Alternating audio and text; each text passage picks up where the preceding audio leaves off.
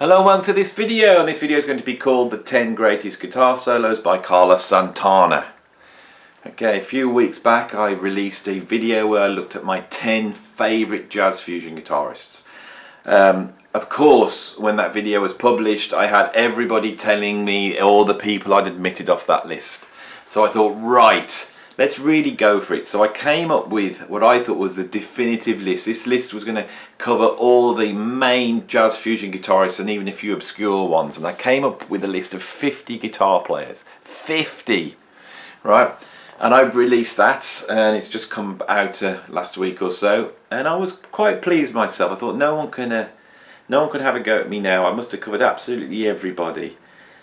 And then I realised that I hadn't even put Carlos Santana on the list. Now this is really surprising, okay? Because Santana is one of my favourite bands, without a doubt. If you go and check through the videos, you'll see me ranking my favourite Santana albums. And Santana's been mentioned many a time on this channel. Santana, I have argued, was a very important player in the jazz fusion movement. He was a big seller when the fusion was at its height. He sort of moves towards fusion in '72 with Caravanserais, fully fledged fusion. So he's making fusion before Return to Forever, before Weather Report have really kicked in. So he's a fusion pioneer. Is he a fusion guitarist? Without a doubt he's a fusion guitarist. So why did I not remember him on my list?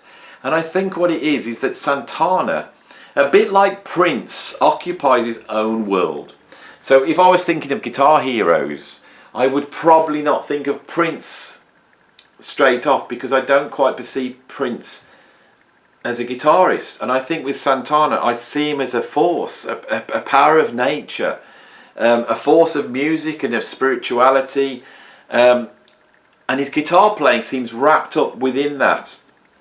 One of the things that's incredible about Santana is his ability to play a tune. Some guitarists are great soloists, but some guitarists have such a signature sound, they operate like a great singer, like a Sinatra or an Ella Fitzgerald. And with that sound, they are able to sing a song. I think Hank Marvin from the Shadows had this ability, where you could just listen to his unique sound as he played a simple tune. Jeff Beck's another guitarist that can do this. And Santana is the same sort of a musician, sort of guitarist. So often his solos are so emblematic and so iconic that I don't really perceive them as a guitar solo. I see them as an integral part of the melody. So these are all my excuses why I missed Santana off the list. What's important here is I did miss him off the list. And so I thought, there's no way round this. There's an omission there. I can't argue it. There's a reason why I forgot him, and I think it's his greatness. It's as simple as that. It's his greatness. And so for that very reason, I felt he needed a video where we really focus on his guitar playing and go through his great guitar solo. So I'm going to start at 10. I'm going to rank them, and I'm going to sort of explain what I like about each guitar solo. Part of my love of Santana's playing is the emotion and the feel that he puts into each note. But his guitar sound is so integral to that. I often feel that I can almost hear the wind in Santana's guitar sound. I can hear the infinite in Carlos Santana's guitar sound. Now his guitar sound has changed over the years. He starts out on the first album, I think, playing an SG. And then in his fusion period he moves to a Yamaha. I don't know what sort of guitar it is, but it's almost like an SG copy, a Yamaha. And that for me is the classic thick and ethereal guitar sound of Santana.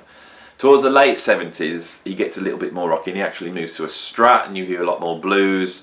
And then he moves to PRS, and he's played that for many years, I think. And for me, that last guitar sound he's got isn't quite the same as the early 70s guitar sound. So you're going to see a lot of the guitar solos on this list are from the early 70s, you know, the classic fusion period, as you would expect from me. But at number 10, I've pulled a guitar solo from the 80s that I really like, and I think it's almost really representative of what Carlos does. And it's the guitar solo is called Blues for Salvador. It's off the album Blues for Salvador. I haven't got the album here, but on that he has quite a fizzy sound, and he really takes on the blues. Now for me, the blues is integral to Carlos Santana's approach on guitar. You know, he is an out-and-out blues guitarist. It's only once he's formed Santana and he's moved to America and he's on that scene that he becomes aware of artists like Miles Davis and then John McLaughlin and the whole fusion thing. And so this is a guitarist who's not grown up as a jazz-trained player. He's essentially a blues player that moves towards fusion on his own terms. But with Blues for Salvador, you hear him really returning to the blues, and it's beautiful to hear. So that's what I've got at number 10. I can't hold up an album because I haven't got an album here, but I have got an album for number 9 to show you, and it's this one here. This album's called Swing of Delight. It came out in 1980. It's a double album, and it's by Carlos. It's a solo album by Carlos, and often on his solo albums he plays the guitar more. The lineup on here is quite incredible. If I just go through who's on here, we've got Carlos of course on guitar, then Herbie Hancock on keyboards, Wayne Shorter on saxophone, Ron Carter on bass, Tony Williams on drums, Harvey Mason on drums, Russell Tubbs from the Mavish Nuksha on flute, David Margan, who's from Santana, on bass, Graham Lear on bass from Santana, and Amado Parazza on congas, Raul Recco on congas, Oreste Villato on timbales, Alex Ligatord on vocals, and Francisco Aguabella on congas. That's all basically the Santana band. So it's like the Santana band, but almost augmented by the classic Miles Davis quintet, which is quite incredible. This is a beautifully recorded album. It's a double album. Carlos really plays on here. I'll show the artwork inside because it's quite incredible. There we go. What would you? That's what we want from a. Look at that there. That's what we want from a Carlos Santana. And there is the man himself. Right. There's some incredible stuff on here, but there's a tune called "Love Theme" from Spartacus. Now, Spartacus was a film made in 1960 by Stanley Kubrick. It stars Kirk Douglas. It's got an incredible score by Alex North. And there's an absolutely beautiful orchestral theme in that film, which is called the Love Theme from Spartacus. When I bought this album, I looked at this and I thought, you cannot possibly be playing that, because I'm a big film fan, I'm a big Spartacus fan, and I knew that tune. But what's incredible on here is just listening to the way Carlos can play a tune. So on these first two choices, I've got him playing the blues on Blues for Salvador, and then I've got him playing a tune, an orchestral tune. There's not many guitarists can do that, but Carlos does it on here. There's a beautiful guitar solo on there as well. So that's what I've got at number 9 for Carlos. Right, number 8, I'm going to pull this album out. This is one of the great fusion albums as well, and I haven't really mentioned this enough on my channel. This is a fantastic album. At this point, Carlos Santana, this is another Carlos Santana solo album, as though you could see he's now calling himself just Devadip, and it's called Oneness, Silver Dreams, Golden Reality. I'll show you the gatefold. I've got the vinyl, so I may as well show you what these albums originally were like. We've got that there. And then this sort of infinite regression of this reincarnation of souls going back to infinity on here. This is a fantastic album, really is. Just pulled out the inner sleeve. Look at this. This is when it was worth buying a record, wasn't it? Right, on here we've got Carlos, David Margan, Graham Lear, Greg Walker. Right, it's basically the Santana band. It's just augmented. Narada Michael Walden cropped up on piano and organ. And that's pretty much it. It's a Santana band, but it's nothing like Santana, because this is much more further out fusion playing. And there's a track which is really dripping out there emotion and spirituality and the whole like transformation type guitar solo that only Carlos can do, and it's called Oneness. It's the title track. Often he'll do this where the title track on an album is him playing guitar, but Oneness is like nothing else. It's a beautiful guitar sound and it's really out there. It opens up side 2. So yeah, that's at my number 8. We've got Oneness. Right, what have I got at number 7? Okay. On the second album, Abraxas, this is really what sort of pushed Santana into the stratosphere. It was a really popular album. It had the big hit record Black Magic Woman. I haven't pulled out Abraxas. I've actually pulled out my best of Santana album because it's got all the hits on here. And at number 6 we have Samba Party. Now Samba Party again is another signature Carlos Santana guitar instrumental. He was a genius at this. These tunes operate in the same way as Parisian Walkways does for Gary Moore. You know, it's Carlos singing a song. Samba Party, I think, was a real big hit, even though it's an instrumental, and that's why it's on the best of here. It's the first example of Santana sort of doing that sort of signature guitar piece that he became really well known for, and there's quite a few on this list. I feel his guitar playing develops. I really wanted to pull a solo off the first album, I couldn't find one, but I think on the second album you suddenly see his guitar sound and his guitar playing coming to the fore a lot more. Of course, Santana may well be a household name because of his performance in Woodstock. I think that and Star Spangled Banner are the two really defining moments in the Woodstock film. It's incredible to watch, you know, Carlos come out as a new band that just emerged, walk out in front of 500,000 people, and while he's peaking on acid, go into that performance. Of course, it's made legendary by Michael Shreve, who's such an incredible drummer. And I think that perhaps propelled Abraxas, you know, to become such a big album, sell a lot of records, which then he was able to capitalise on and move towards quite a heavy jazz fusion sound. And still be able to sell some records, be able to sell that to a large audience. Right, what have we got at number 6? Okay. I love this album. This is the half live, half studio album, Moonflower. Everyone raves about Lotus, and I absolutely love Lotus, but I also love this. There's some incredible jazz fusion on here. Some burning jazz fusion. The opening track, side 1, Dawn, Go Within, Carnival, Let the Children Play, Gigando, I'll Be Waiting, and Zulu. It just flows, and it's so magnificent, and it keeps building, and it really builds to a jazz fusion crescendo. It really does. On side 3, we have a tune called Flora de Luna, or Moonflower, and it's one of Carlos's finest moments of just simply playing a tune, a simple bossa nova beat, his beautiful guitar sound, and he just plays the tunes. It's not about virtuosity, it's not about his chops. It's about spirituality. It's about an existential feeling of our existence in the universe. This is something that Carlos can convey on guitar so well. I think it's about the infinite. It really is. It's about the infinite.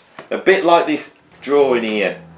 This, I think, sums up what Carlos Santana's guitar playing is all about. It really does. So yeah, at number, what was it? I just checked my list. At number 6 we have Flora de Luna, or Moonflower, off the album Moonflower. Right, we're going to get heavy now for number 5 and number 4. After the third album, and we can see Carlos is moving, which is called Santana 3. We can see Carlos moving towards a heavier fusion sound, and then he starts making some fusion albums.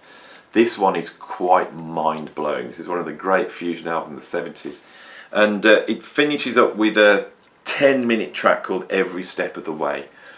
Carlos does something on here that he hasn't done before. It's like he takes his guitar solo out towards infinity. This is what we're talking about, unless you hear it on Every Step of the Way.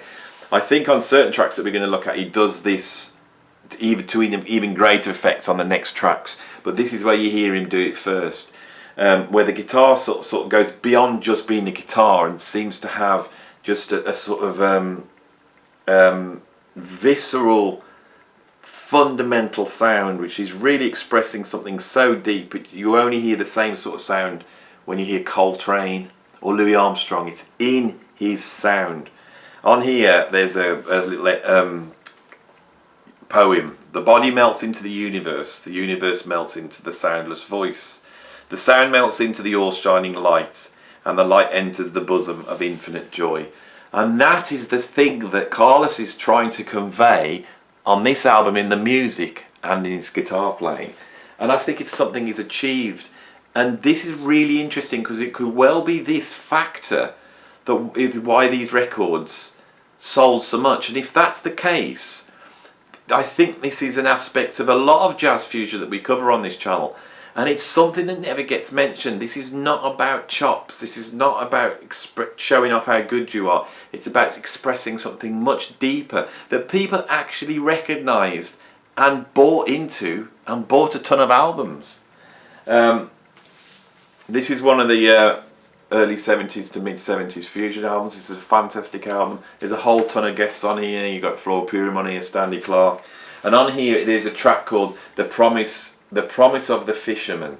Okay?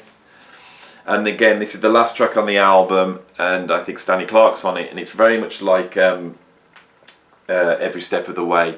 But Carlos goes even further out into this sort of way of playing, this sort of post-Coltrane mixed with Jimi Hendrix, mixed with God knows what spirituality. He really goes off the scale on this. And then it's well, I've cocked up here because I was about to tell you about the next guitar solo, but I've actually put it at number 2.